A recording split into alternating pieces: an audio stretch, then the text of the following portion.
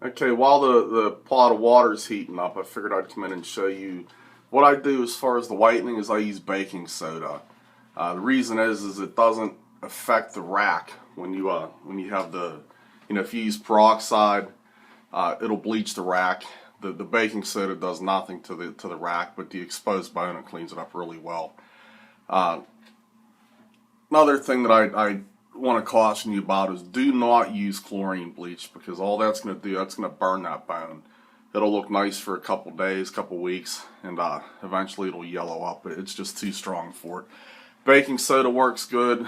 If you got a closet you keep your hunting stuff in, you should have a couple extra boxes laying around all the time.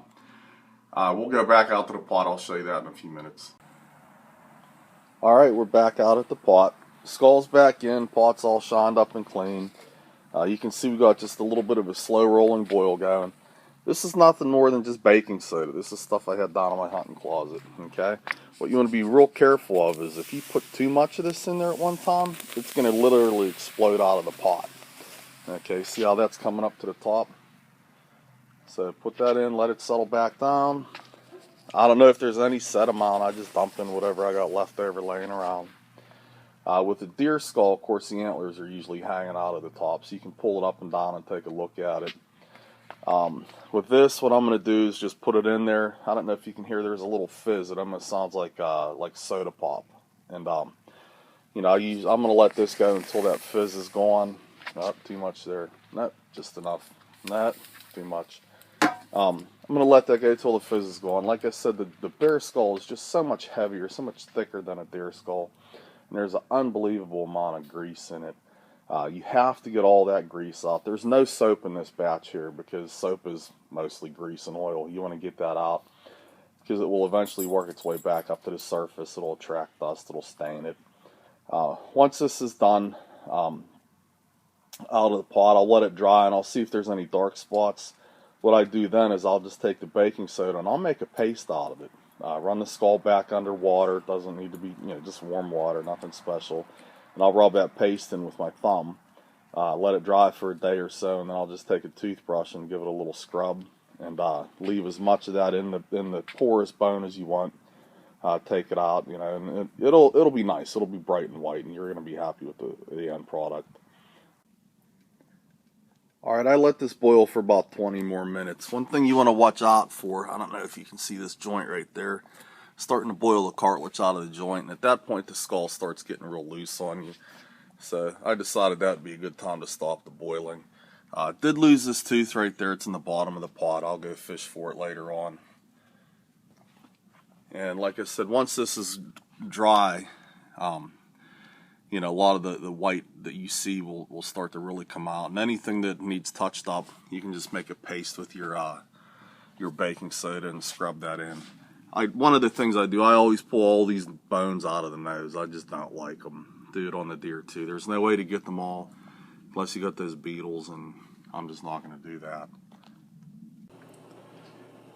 Okay, we're 8 days later after we initially boiled this. Now this has been boiled 3 times, bleached with baking soda. As you can see, there's a lot of grease that's still coming out of here.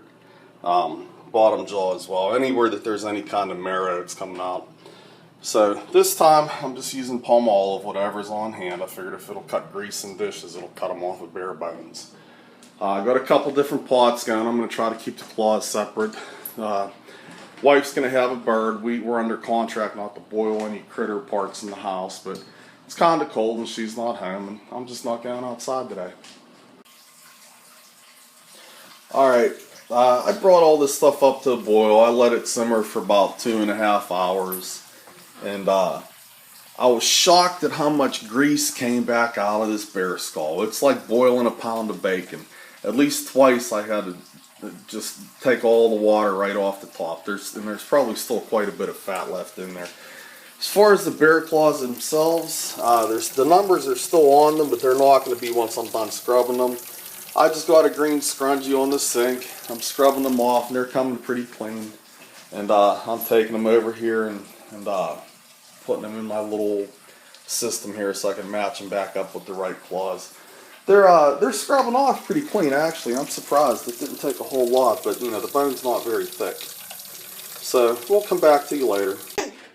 Alright, we're rolling. Here I am with my technical consultant. This is my sister Sherry. She's going to help me with the actual chemical part of the bleach. So, all you. Alrighty, we're going to use hair bleach. We're going to use the Matrix V-Lights, equal parts with 40 volume So Color Developer. We're using the cream developer. It'll give us a thicker consistency, easier to spread on the skull. Okay, here's Frank's barrel on the day of delivery.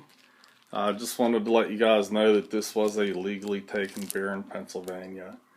Got the claws all done, got the plaque done. Used a lot of silicone caulking for adhesive. That's what I backfilled the claws with. That's what I glued the jaw shut with. None of that's set on there. That's all. I just put that on a few minutes ago. It's just sticking. But I got the plaque on, got the claws glued, and I couldn't decide on how to attach the skull. I figured that the claws eventually would deteriorate, so you'd want to have something to salvage. So you could just hang this on the wall if you wanted to. Also for moving this around and storing it. Glued the jaw shut with the silicone caulking, just glued the teeth and back here where the temporomandibular joint is. And pretty happy with it all in all. Here's the disclaimer. Don't think that this is instructions. This is just simply how I did it. Don't assume that any of the things that I did were safe. All water is hot, you know, the McDonald's clause. If you don't understand a chemical, get an expert to help you. And good luck with your project. Okay, Frank's Bear, I'm out.